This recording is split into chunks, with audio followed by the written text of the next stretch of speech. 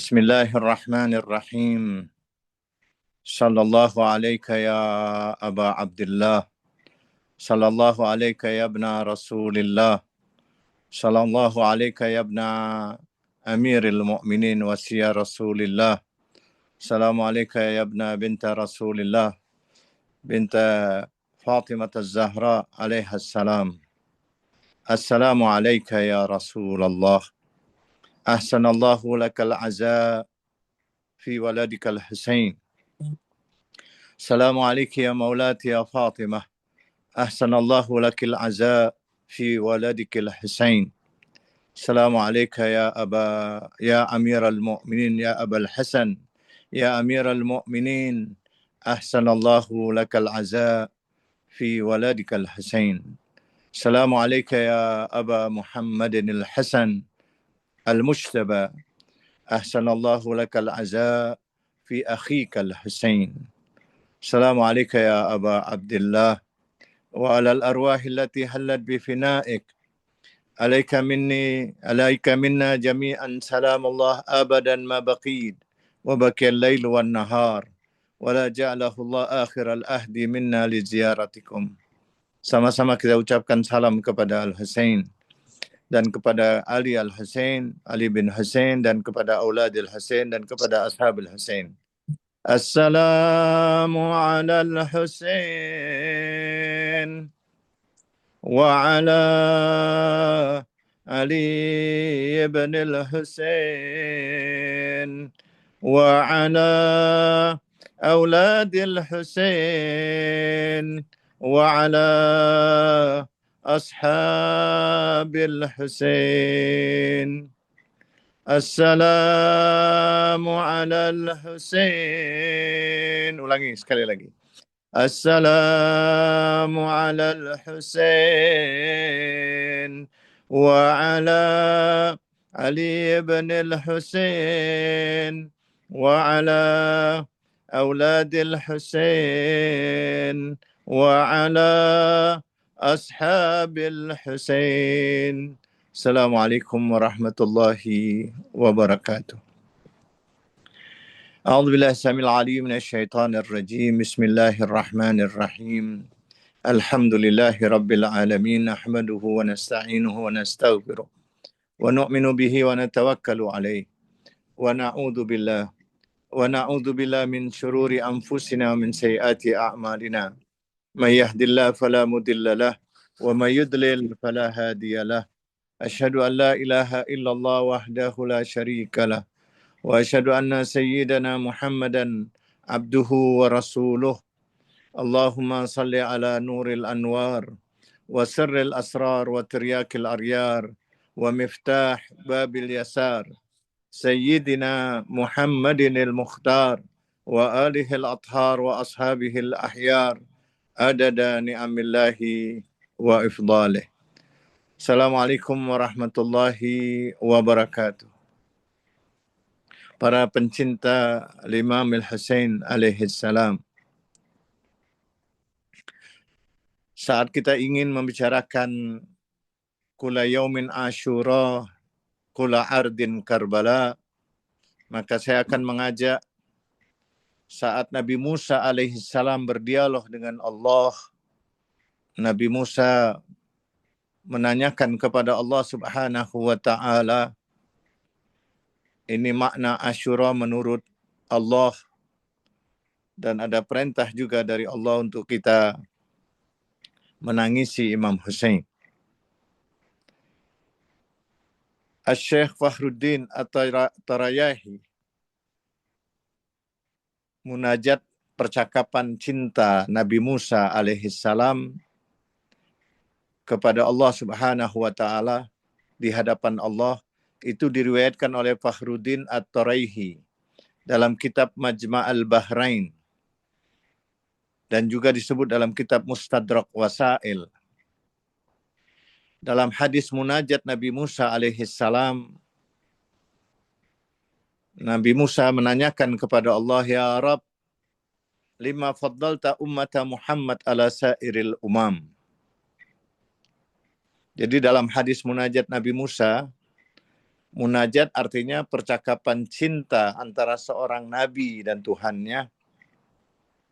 Jadi hakikat ilmu tertinggi bukan sekedar ma'rifatullah, bukan hanya mengetahui Allah, memakrifati Allah, tapi berdialog dengannya melalui hati yang hadir. Saat Nabi Musa menanyakan, "Duhai Tuhanku, mengapa engkau melebihkan umat Nabi Muhammad di atas seluruh umat lainnya?" Nabi Musa tidak bertanya karena iri atau dengki, tetapi karena ingin mengetahui ada rahasia kedudukan umatnya Nabi Muhammad sallallahu alaihi wasallam. Kemuliaan umat Nabi Muhammad bukan karena jumlahnya, tetapi karena hubungan mereka dengan Nabi Muhammad dan Ahlul Baitnya.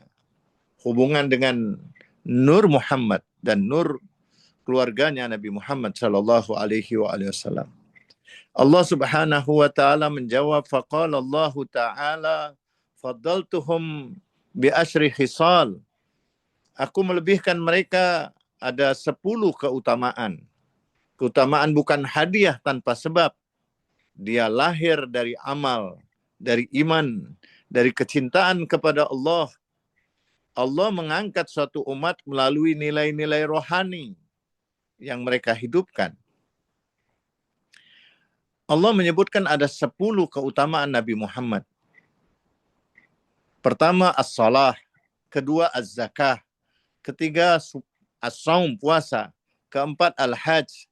Kelima, al-jihad. Keenam, jumu'ah. Ketujuh, jamaah. Kedelapan, al-Quran. Kesembilan, al-ilm. Dan yang ke-10, Allah menaruh Asyura di level yang terakhir, di Asyura sebagai penyempurna dari sholat, zakat, puasa, zakat, haji, jihad, jum'ah, jamaah, Quran, ilmu, Asyura. Menarik bahwa Asyura disebut sejajar. Jadi semua urusan sholat, puasa, zakat, haji, jihad, jum'ah, jamaah, Quran, dan ilmu, itu semua diperjuangkan di hari Asyura oleh Al-Imam Sayyidina Al-Husain alaihi salam. Ini menunjukkan bahwa Asyura bukan sekedar peristiwa sejarah, tapi sebuah madrasah spiritual. Kita melihat hasil madrasah itu dari satu negara yang disebutkan oleh pimpinan revolusioner ketika mereka sukses melawan kerajaan Persia yang ribuan tahun menjajah. Mereka berhasil melakukan revolusi Iran, dan ketika ditanya, Imam Khomeini mengatakan bahwa revolusi berhasil karena madrasah Asyura. Madrasah Asyura yang mereka senantiasa bukan hanya peringati di bulan-bulan Muharram, tetapi mereka senantiasa menjadikan hari-hari mereka adalah Asyura dan tanah mereka adalah Karbala. Kula yaumin Asyura wa kula ardin Karbala. Kita lanjutkan tentang sholat, puasa, zakat, haji, jihad, jum'ah, jamaah, Qur'an, ilmu, dan Asyura. Nabi Musa alaihissalam bertanya kepada Allah tentang Asyura. Ini jawaban Allah tentang Asyura. Qala Musa ya Rabb, wamal Asyura? Wamal Asyura? Sebelum kita ingin menjelaskan tiap hari adalah Asyura, kita harus tahu terlebih dahulu Asyura itu apa. Asyura bukan hanya menurut arti bahasa, bukan hanya menurut arti bahasa, tetapi dia menurut arti dari Allah Subhanahu wa taala langsung dari dialog Nabi Musa alaihissalam kepada Allah. Qala Musa ya Rabb wa mal Asyura? Nabi Musa bertanya lagi, wahai Tuhanku, apakah Asyura itu?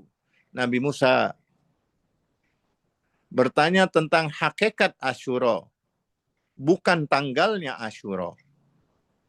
Tanggalnya mungkin kita terjadi perbedaan. Ada yang menentukan tanggalnya hari 10 hari di hari Muharram, ada yang berbeda tentang awal Muharram. karena ada yang melihat bulan, ada yang berdasarkan hisab. Tetapi di sini Nabi Musa tidak berbicara tentang tanggal.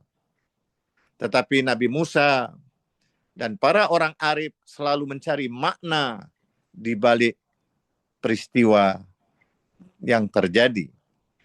Allah Subhanahu wa taala menjawab, qalal buka wattabaqi ala sibti Muhammad. Makna pertama yang dijelaskan oleh Allah Subhanahu wa taala kepada Nabi Musa, Allah berfirman menangis. Asyura artinya menangis. Wattabaqi atau berusaha untuk menangis. Siapa yang harus kita tangisi dan siapa yang harus kita berusaha untuk menangis adalah cucu Muhammad sallallahu alaihi wasallam. Tangisan di sini bukan sekedar emosi, tetapi ungkapan cinta, kesetiaan, keterikatan rohani kepada Imam Husain ibn Ali alaihissalam. Jadi air mata Husaini adalah bahasa hati ketika lisan tidak mampu lagi untuk mengungkapkan cinta kepada wali Allah itu. Allah tidak berhenti memaknai Asyura hanya sekedar tangisan dan berusaha untuk menangis. Sehingga ketika kita memahami paham yang pertama tentang Asyura adalah tangisan dan berusaha untuk menangis, maka tangisan itu harus ada di dalam sholat, puasa, zakat, haji, jihad, Jum'ah, Quran, dan ilmu. Apabila kita sholat, dalam sujud kita, dalam bacaan sholat kita, dalam ruku kita ada tangisan, maka hari itu sebenarnya adalah Asyura.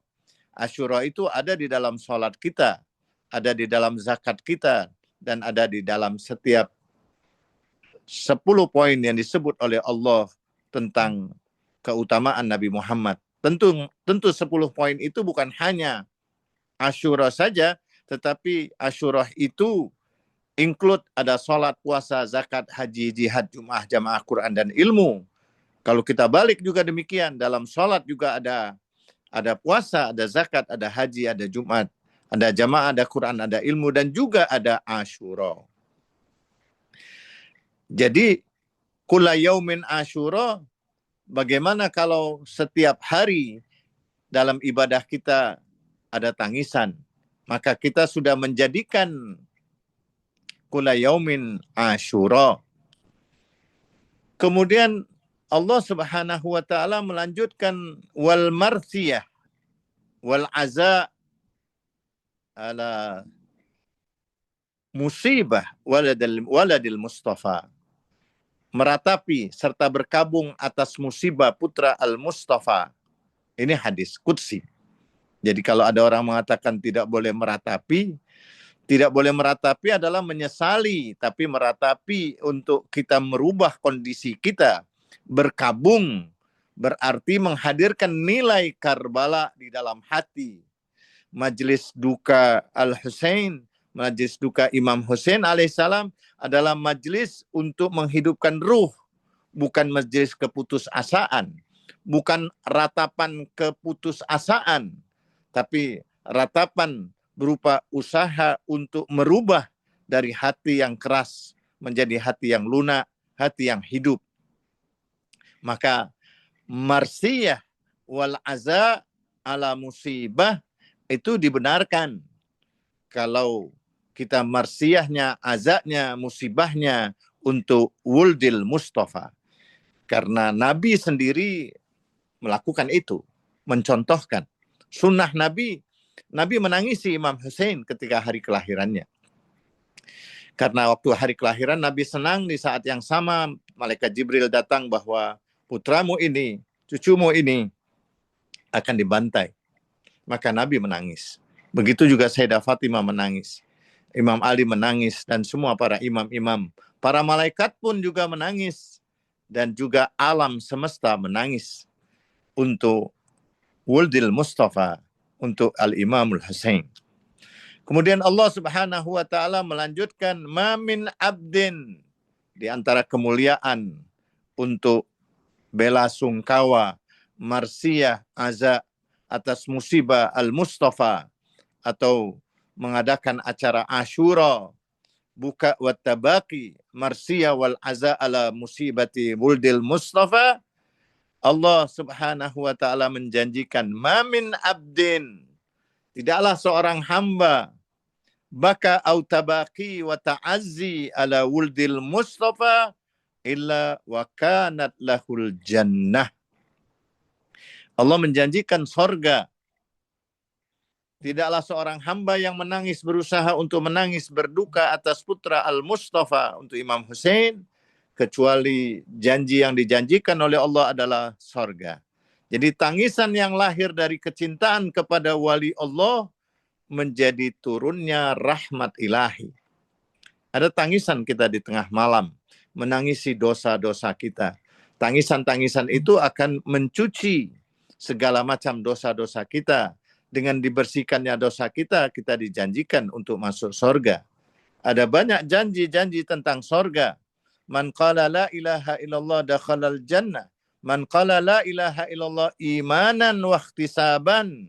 Barang siapa yang benar kalimat la ilaha illallahnya, memenuhi syarat-syaratnya. Syarat-syaratnya adalah mengikuti Nabi dan keluarganya.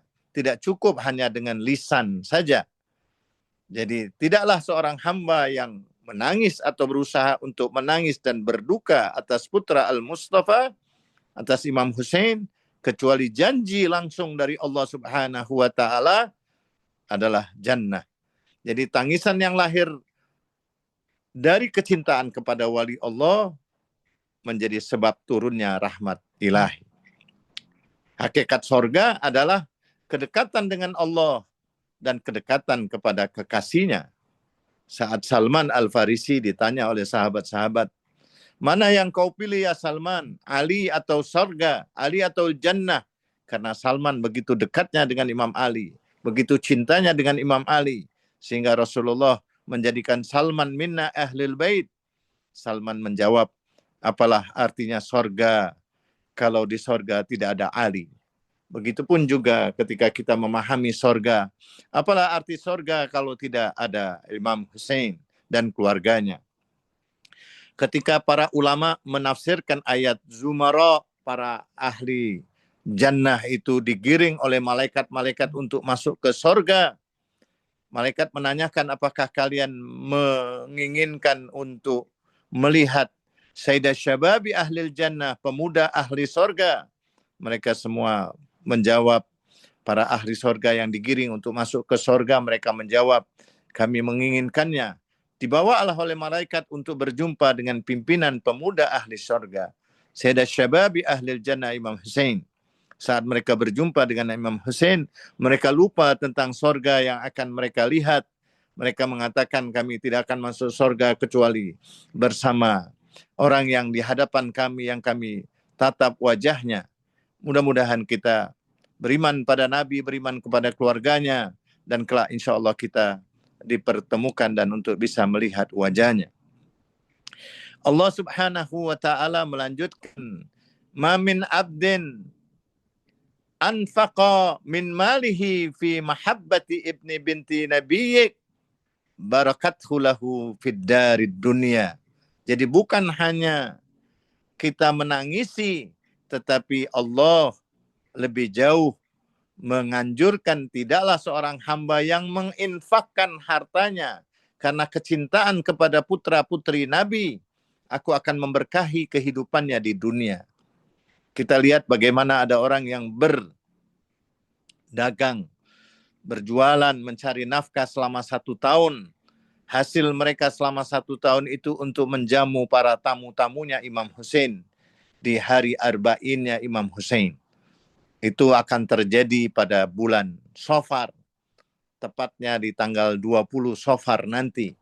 Kalau sekarang ini tanggal awal-awal Muharram, 1 bulan ke depan, maka 1 bulan atau 40 hari yang akan datang, atau 2 bulan lagi, ini Muharram, Safar, di pertengahan Safar, mereka sudah melakukan perjalanan untuk menuju Karbala.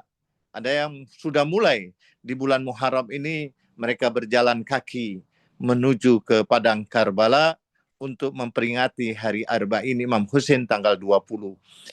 Sepanjang perjalanan lebih daripada 100 kilometer di setiap 50 meter atau full dari makamnya Imam Ali bin Abi Thalib di Najaf menuju Karbala, kurang lebih 100 kiloan mereka membuat tempat-tempat makan, jamuan-jamuanan makan free.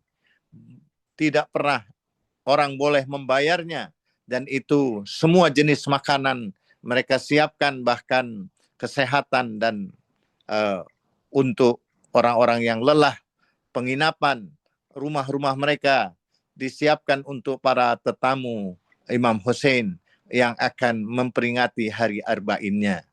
Ini ada hubungannya dengan ungkapan Allah, mereka sedang mengamalkan ma min abdin anfaqa min malihi fi mahabbati binti nabiyyih barakathu lahu fid darid dunya. Tidaklah seorang hamba yang menginfakkan hartanya karena kecintaan kepada putra-putri Nabi, aku akan memberkahi kehidupannya di dunia. Di malam-malam Asyura, di malam-malam seperti ini, hampir di seluruh dunia mereka mengadakan acara-acara al-buka wat tabaki, marsiyah, dan mereka pasti bukan hanya mengundang mereka untuk mendengarkan ceramah-ceramah tentang Al-Husain, tetapi mereka juga menyiapkan jamuan demi jamuan, makanan demi makanan, bukan hanya satu malam, tapi mereka memperingati sampai 12 malam atau 13 malam. Ada yang sampai 11 malam. Ma min abdin anfaqu min malihi fi mahabbati binti nabiyyih. Tidaklah seorang hamba yang menginfakkan hartanya karena kecintaannya kepada putra dan putri Nabi, kami pasti akan memberkahi kehidupannya di dunia dan mengampuni dosa-dosanya.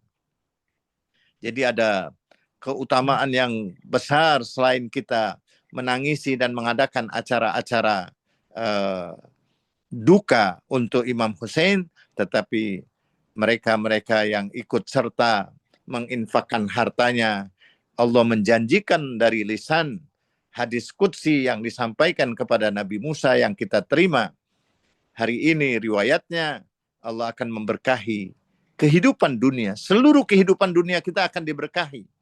Berkah bukan hanya banyaknya harta, tetapi bertambah manfaat dan ketenangan. Satu yang diberkahi lebih baik daripada 1000 yang tidak diberkahi. Jadi cinta kepada wali Allah membuka pintu rahmat dan ampunan. Pengampunan adalah tersingkapnya hijab antara hamba dan Tuhannya. Kemudian Allah melanjutkan hadis qudsinya kepada Nabi Musa alaihissalam.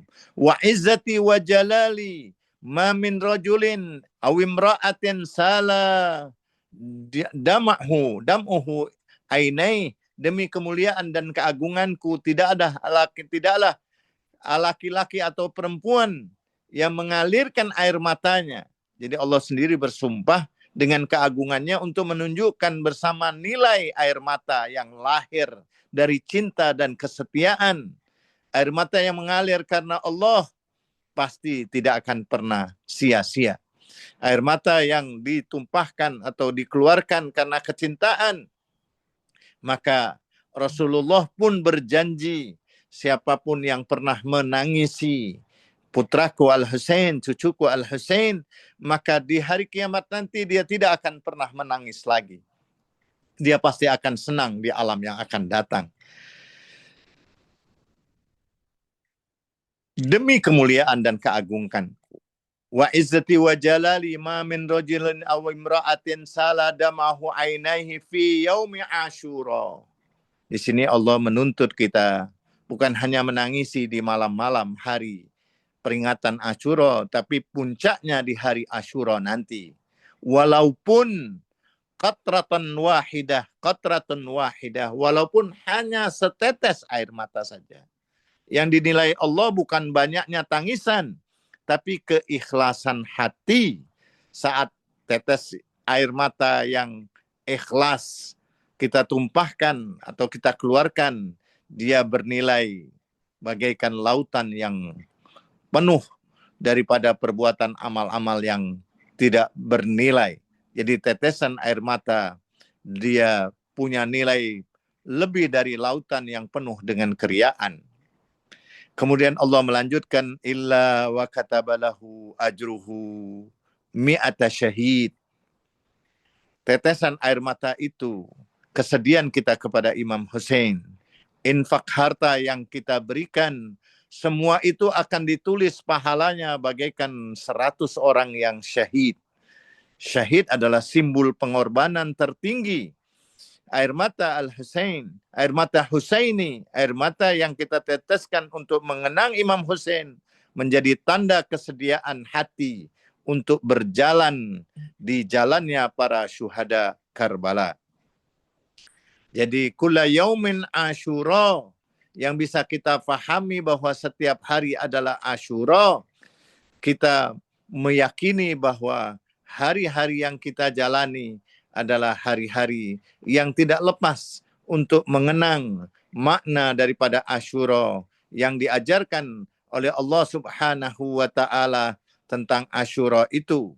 Sehingga kulla yaumin Asyura, makna Asyura yang kita fahami adalah hari-hari ada kesadaran, hari pilihan, hari kesetiaan, hari pengorbanan, hari kesabaran, hari cinta, hari tangisan, hari penyerahan, hari syahadah, hari kemenangan.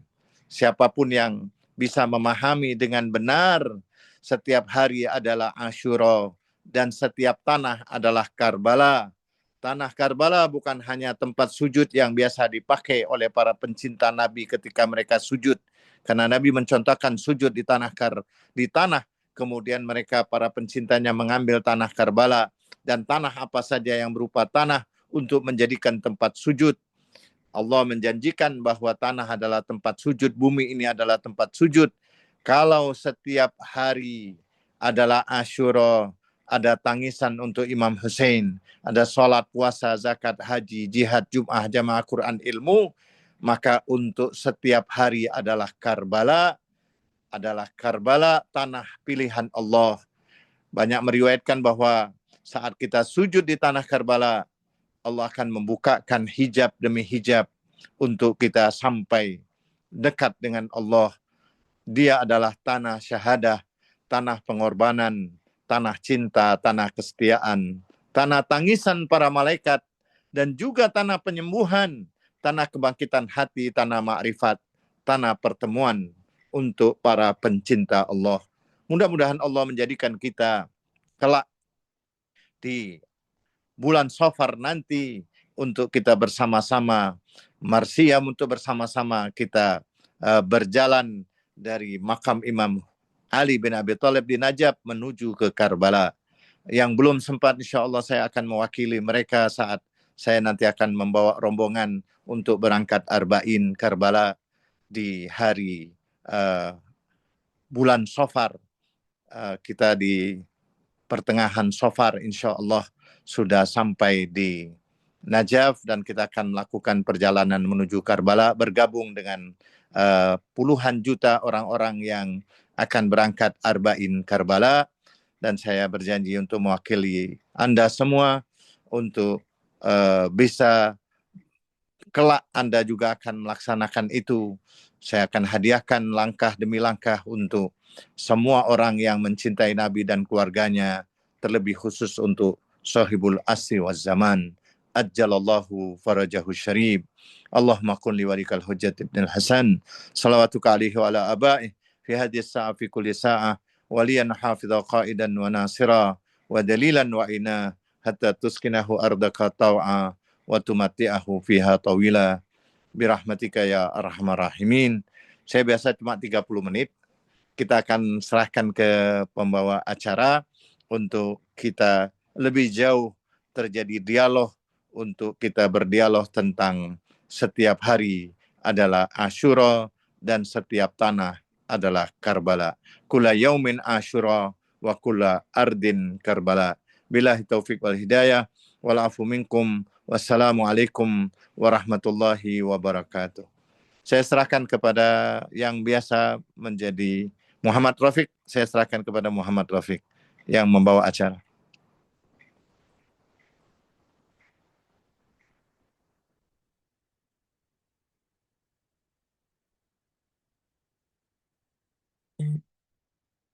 Silakan Muhammad Rafiq.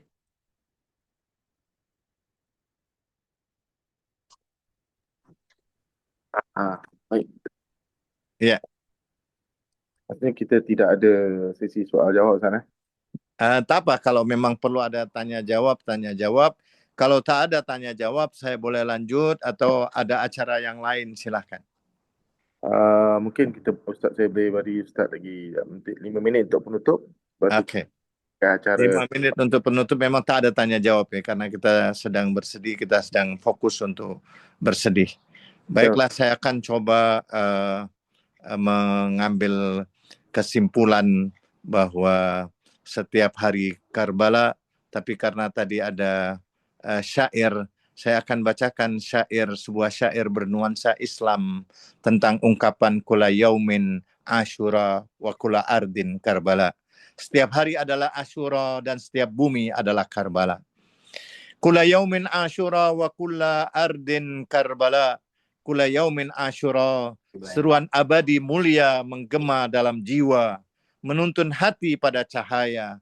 Bukan sekedar kisah duka di padang Karbala, namun pelajaran hidup bagi insan sepanjang masa. Kula ardin Karbala, dimanapun kaki berpijak, ada ujian kebenaran yang harus ditegakkan tegak antara hak dan batil, senantiasa berhadapan, menanti hamba memilih jalan pengorbanan. Wahai hati yang rindu pada Allah yang esa, jadikan sabar sebagai panji, ikhlas sebagai senjata. Belajarlah dari Al-Husain yang teguh dalam iman, meski badai penderitaan menerpa tanpa belas kasihan. Di setiap zaman ada Yazid, laknatullahi alaih, yang menyamar rupa, membisikkan dunia, hingga manusia terlena. Dan di setiap zaman ada panggilan Karbala, memanggil jiwa-jiwa merdeka menuju ridhonya. Bila engkau melihat kezaliman merajalela, jangan biarkan hati membisu tanpa daya. Sampaikan kebenaran, walau hanya sepatah kata, karena itulah warisan para syuhada. Kulla yaumin Asyura, jadikan dirimu saksi bahwa cinta kepada Allah tak pernah mati. Kulla ardin Karbala, jadikan bumi tempat ibadah, menanam benih takwa, memanen rahmat dan berkah. Ya Allah, tetapkan hati di jalan para kekasihmu yang mencintai kebenaran lebih dari nafsu. Himpunkan kami bersama Nabi dan Ahlul Bait yang mulia, di dunia dalam hidayah, di akhirat dalam sorga. Kula yaumin Asyura, ya Husain, ya Habib Allah. Ya Husain, ya Habib Allah. Ya Husain, ya Habib Allah. Kula ardin Karbala, jalan cinta menuju Allah. Dengan air mata dan doa yang terjaga, kami akan hidupkan pesan suci Karbala sepanjang masa. Allahumma qul li walikal hujjat ibn al-Hasan. Salawatuka alaihi wa ala abai fi hadhihi sa'a fi kulli sa'a. Waliyan hafidha qaidan wa nasira wa dalilan wa ina. Hatta tuskinahu ardaka taw'a. Tumati'ahu fiha tawila. Birahmatika ya arhamar rahimin. Assalamualaikum ya Aba Abdullah. Wa alal arwahi allati hallat bifina'ik. Alaikum minna jami'an. Salamullahi abadan ma baqid. Wa baqiya al-lail wa nahar. Wa la ja'alahu Allah akhiral ahdi minna li ziyaratikum. Salamu ala al-Husain. Wa ala Ali ibn al-Husain. Wa ala awladi al-Husain. وعلى أصحاب الحسين. السلام على الحسين وعلى علي بن الحسين وعلى أولاد الحسين وعلى أصحاب الحسين. Sekali lagi. Assalamu ala al-Husain wa ala علي بن الحسين وعلى أولاد الحسين وعلى أصحاب الحسين ورحمة الله وبركاته والعفو منكم والسلام عليكم ورحمة الله وبركاته. Silakan. Allah wabarakatuh. Terima kasih Ustaz atas syairnya. Ustaz, kita buka pada sesi soal jawab. Ada beberapa soalan yang telah disampaikan kepada saya lah Ustaz. Tak apa. Boleh? Okey, saya buka. Boleh. Masa pun masih ada lagi, jadi ada beberapa soalan. Hmm. Soalan yang pertama ni Ustaz, begini ya. Okey, soalannya, adakah mereka yang merayakan para pecinta Imam Hussein alaihissalam di negara-negara lain mendapat keberkatan yang sama seperti mereka yang meraihkan tetamu-tetamu Imam Hussein di Karbala? Permasalahan cinta itu tidak ada batas dan ruangan. Wa qul i'malu fasayarallahu amalakum wa rasuluhu wal mu'minun. Setiap orang yang beramal, Allah menjawab dalam surat At-Taubah ayat 105, dia senantiasa di dalam tatapan pandangan. Bukan hanya Allah yang memandang mereka, tetapi Rasulullah dan para ahlul bait, terlebih Imam Hussein alaihissalam dan Bunda Zahra alaihissalam. Maka semua manusia suci senantiasa akan memberikan pandangan rahmatnya dimanapun dia berada, tergantung tingkat keikhlasan mereka di dalam mereka menjalankan acara-acara itu. Bagi mereka yang belum sempat datang karena faktor biaya dan ongkosnya untuk datang, transportation untuk ke sana, tetapi ketika hati mereka sampai, hati mereka ikhlas, maka prinsipnya mereka di dalam tatapan pandangan Rasul, pandangan Allah, Rasul dan Ahlul Baitnya, terutama Imam Hussein alaihissalam. Itu jawabannya. Assalamualaikum Ustaz. Apa ni pengerusi minta maaf. Tak apa. Yes. Apa ni mengenai ayat 105 At-Taubah tadi Ustaz? Boleh tak analoginya CCTV Allah, Rasulullah dan Ahlul Bait? Okey. Boleh ya? Ya. Boleh. CCTV saya senang cakap di Singapura ada 7 CCTV, itu negeri CCTV. Saya bilang CCTV bukan hanya 3, ada 7 CCTV. CCTV yang terbesar adalah Allah Subhanahu Wa Taala. Allahu khairus syahidin. Allah melihat wa qul i'malu fasayarallahu amalakum wa rasulul mu'minun. Itu 3 CCTV. Ada 4 lagi CCTV dalam surat Yasin. Allah Subhanahu wa taala, al-yauma nakhtimu ala afwahihim wa tukallimuna aydihim wa tashhadu arjuluhum. Ada syahadah anggota badan kita yang menjadi saksi. Antaqanallahu antaqa kulla syai'. Kulit kita, kaki kita, semua tubuh kita ini menjadi saksi. Al-yauma tuhadditsu akhbaraha, itu saksi yang pasti. Yang pertama adalah Allah, kedua malaikatnya, ketiga nabi, keempat maksumin, yang kelima adalah anggota tubuh kita, yang keenam alam yang ada di sekitar kita. Wa qul i'malu fasayarallahu amalakum wa rasulul wal mu'minun, itu 3, Allah, Rasul dan mukmin. Kemudian al-yauma tuhadditsu akhbaraha, hari yang kita jalani setiap hari juga dia jadi CCTV. Hari itu akan menjadi makhluk. Yauma tajidu kullu amalin muhdar. Jadi semua amal kita nanti akan berupa makhluk dan menjadi saksi.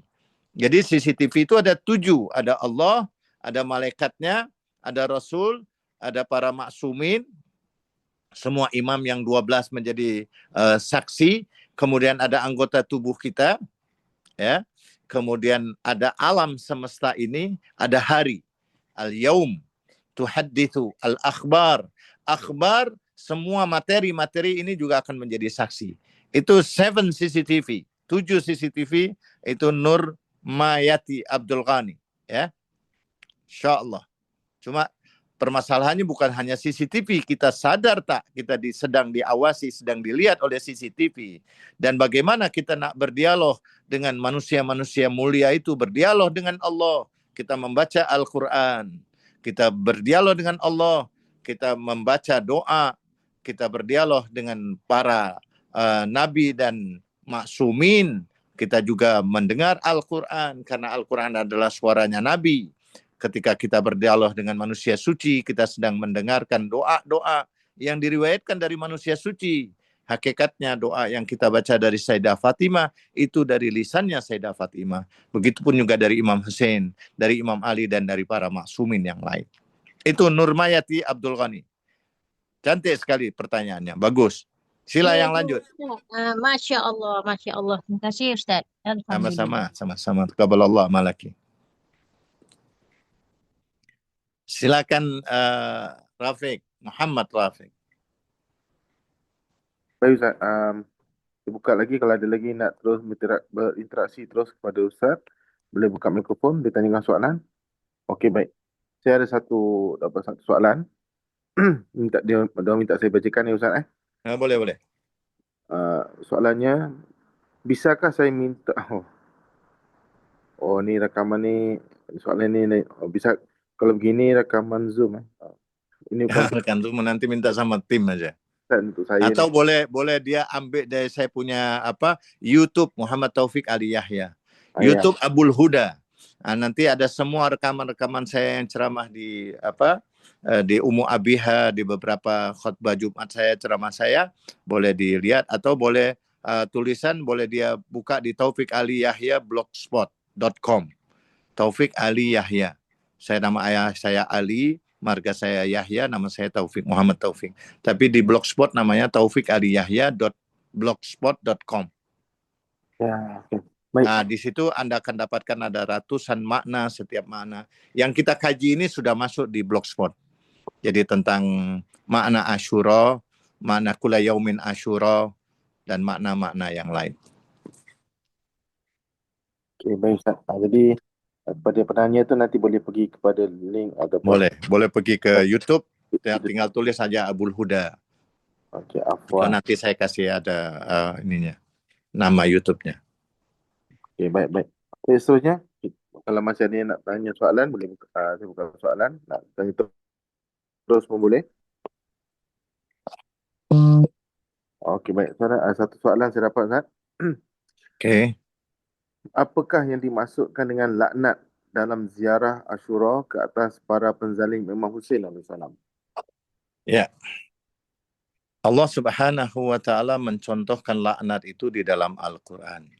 A'udzubillahi samil alim minasyaitonir rajim. Wa may yaqtul mu'minan muta'ammidan. Barang siapa yang membunuh secara sengaja, dengan sengaja dia membunuh orang yang beriman. Imam Hussein adalah orang yang beriman, dia cucunya Nabi. Fajaza'uhu jahannam khalidan fiha wa ghadiballahu alaihi wa la'anahumullah wa adalahum adzaban alima. Ada 5 ancaman yang diancam oleh Allah di dalam Al-Quran. Orang yang membunuh orang yang beriman. Siapapun yang ikut serta dalam pembunuhan Imam Hussein. Yang jelas Imam Hussein bukan hanya dibunuh tapi dibantai. Wa may yaqtul mu'minan, dan itu berlaku untuk selama-lamanya. Yaqtul itu fi'il mudhari', continuous tense, to be continue. Siapapun orang yang membunuh orang yang beriman atau orang yang mencintai orang beriman, fajaza'uhu jahannam, tempatnya neraka jahannam. Khalidan fiha, mereka kekal di dalamnya. Wa ghadiballahu alaihi, Allah marah kepada dia. Wala anahumullah, Allah melaknatnya. Wa adzalahum adzaban alima, dan Allah menjanjikan tempat mereka siksaan, tempat yang paling berat. Ada berapa filosofi makna laknat.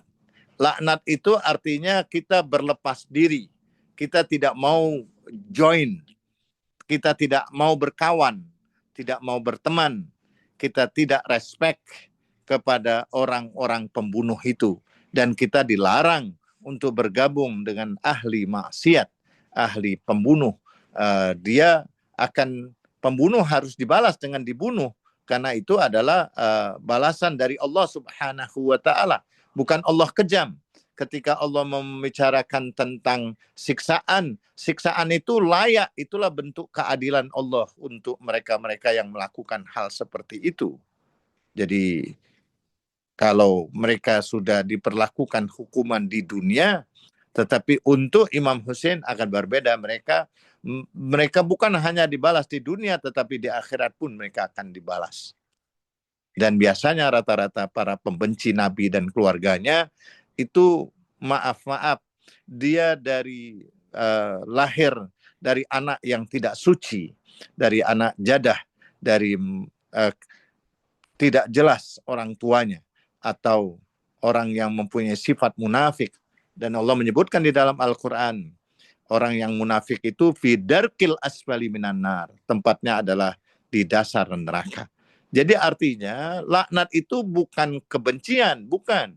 Laknat itu berlepas diri. Laknat itu doa.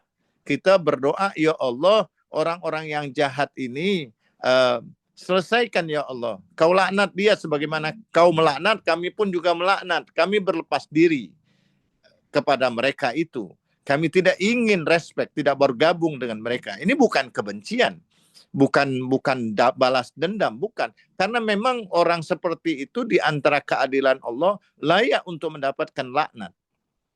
Jadi laknat itu adalah berlepas diri, doa yang dari Allah Subhanahu wa taala.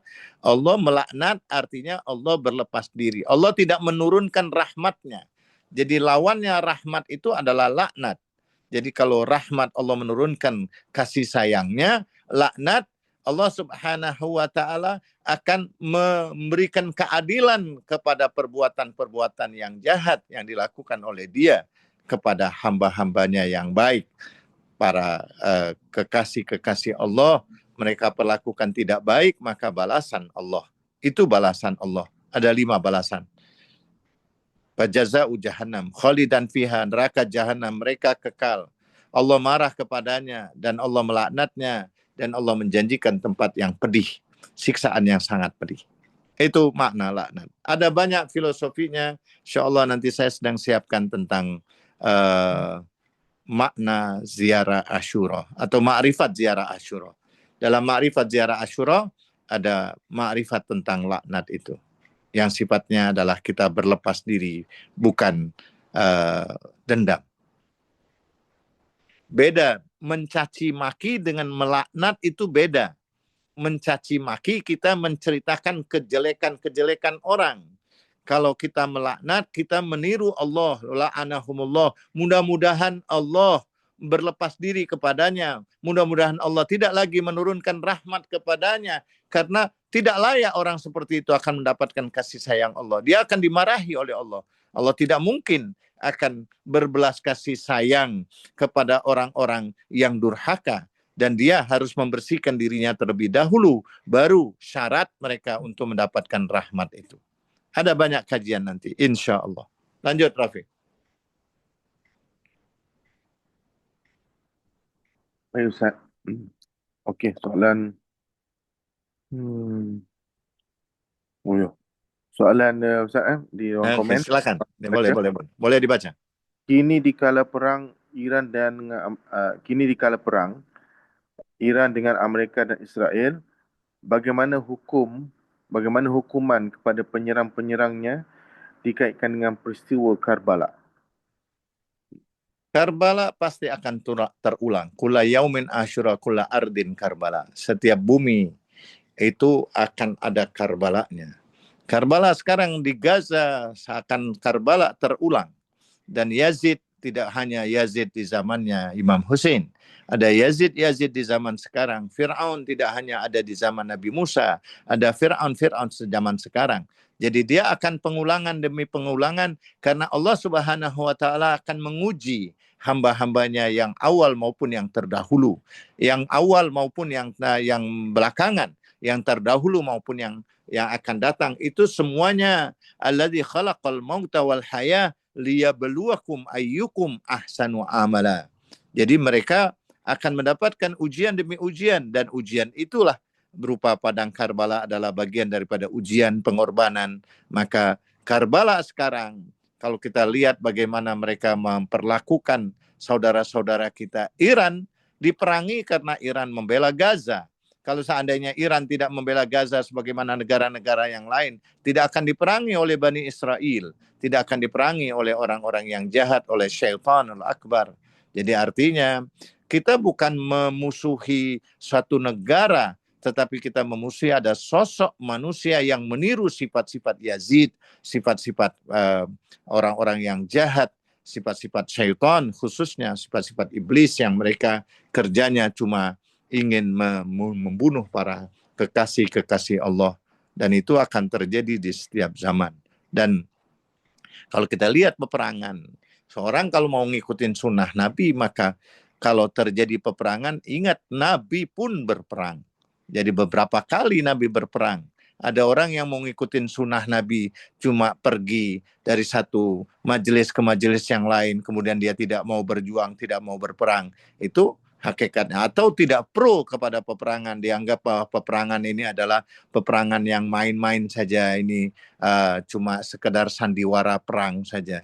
Sandiwara perang membunuh pimpinan, orang soleh. Sandiwara perang membantai anak-anak dan kaum wanita. Itu bukan sandiwara. Ini betul-betul orang-orang yang jahat, yang merusak, yufsiduna fil ard.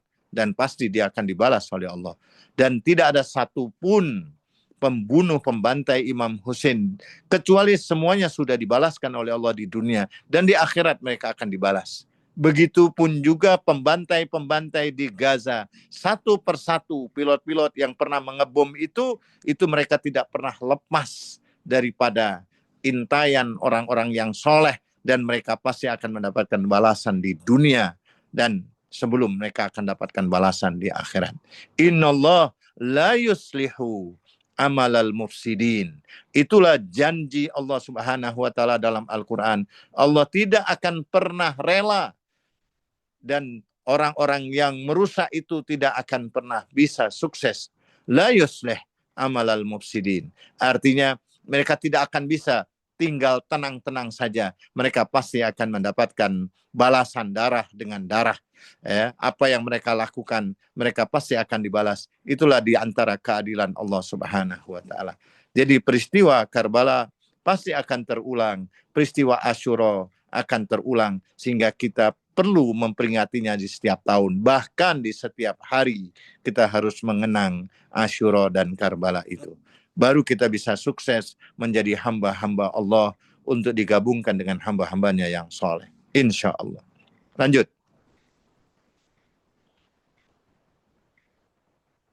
Ayo Ustaz.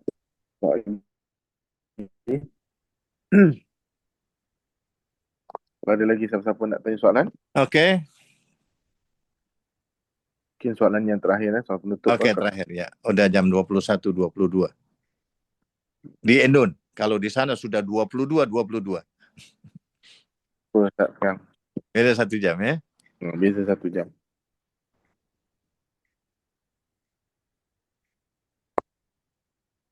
Oke. Nampaknya kalau tidak ada, saya akan tutup tentang hakikat Asyura dari asma-asma Allah. Oke, Ustaz. Ini ada soalan. Silakan.